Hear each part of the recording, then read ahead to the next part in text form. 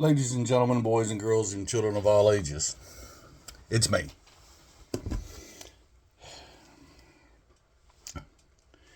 This one is probably the most important story I'm going to tell you guys. And this is for Ashley and Chelsea and Jack, John, Alice, Jared, and Joel.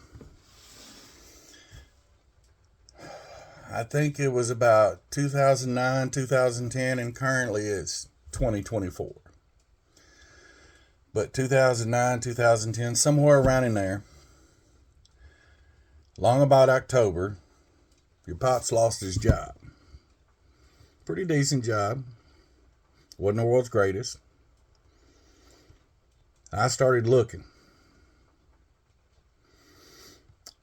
Ashley and Chelsea, y'all, maybe last year of elementary school, first year of middle school.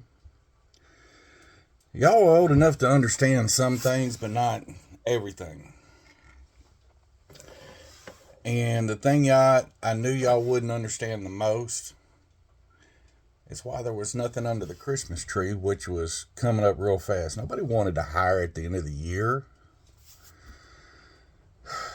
And I was getting real desperate. I was running out of money. Didn't have enough left in savings. You know, times were tough back then.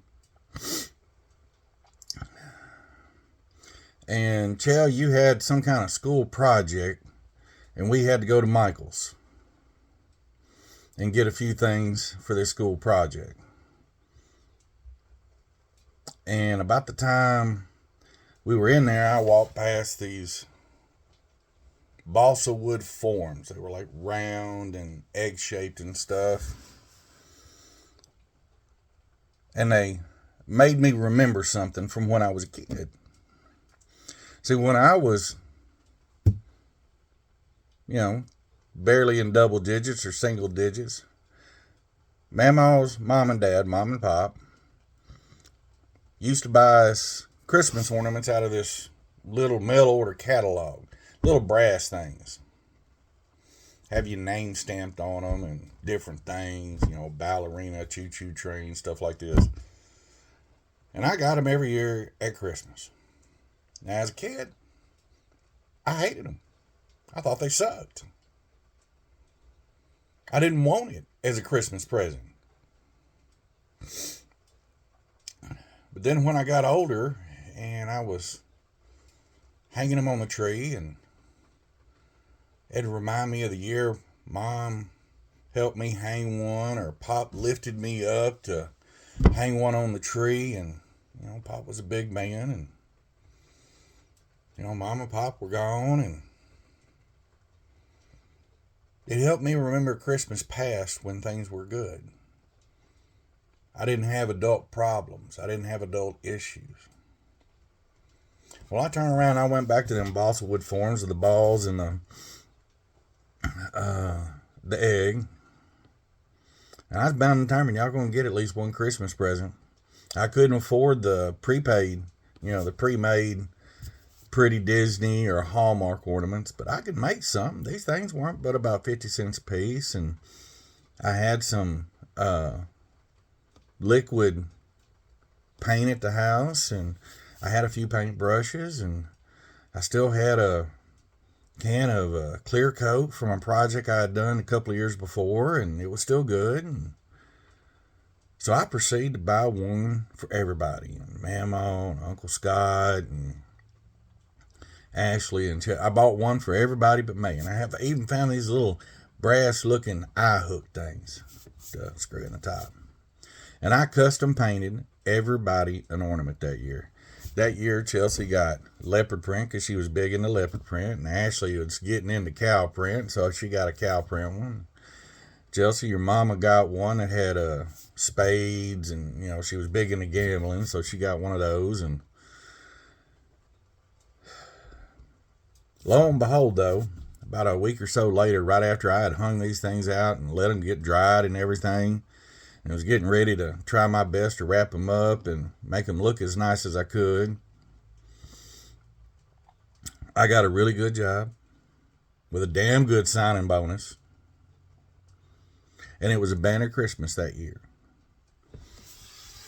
So I went ahead the day we put the tree up, and I said, well, here's your first present of the year. And I told you guys this story. Didn't think nothing about it. I thought it was a one and done, come and gone. Never have to deal with it again. The next year, along about October, November, Ashley and Chelsea ran up to me and started asking for when are you going to start painting your ornaments? Well, baby, I only did that because Daddy was broke. I didn't have no money. Daddy, we want an ornament. We want an ornament. I go buy you an ornament. We want you to make us an ornament. And after that, for the last, that was 2010. No. It was before that, 2009, something like that. Maybe. 1990, something. Look, I suck at math and everything, but I know I've been doing this for over 20 years. And all you got to do is look on your Christmas tree, and you're going to see one. Because since then, I've painted them one every year for Ashley, Chelsea. Till Mamaw passed away, I painted one for Mamaw.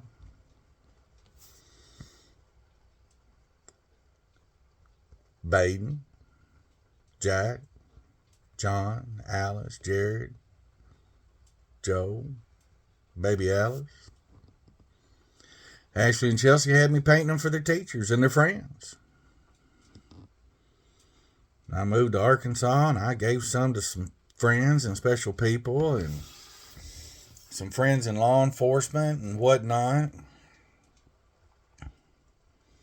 I can't tell you how many I've painted, but I bet it's well over 1,000. There's some wood ones and plaster ones and ceramic ones. And they're hanging on your Christmas tree.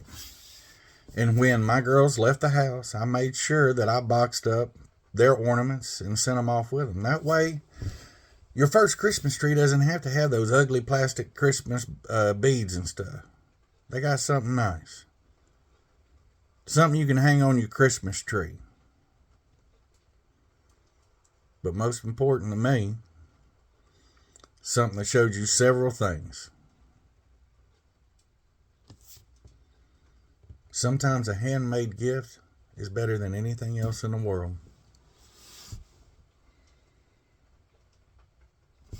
When I made those, I made them with a lot of love. Put a lot of thought into them. And at least every year at the greatest holiday of the world, when you put your Christmas tree up and you put that ornament on there, you'll never be able to forget me. Number 4.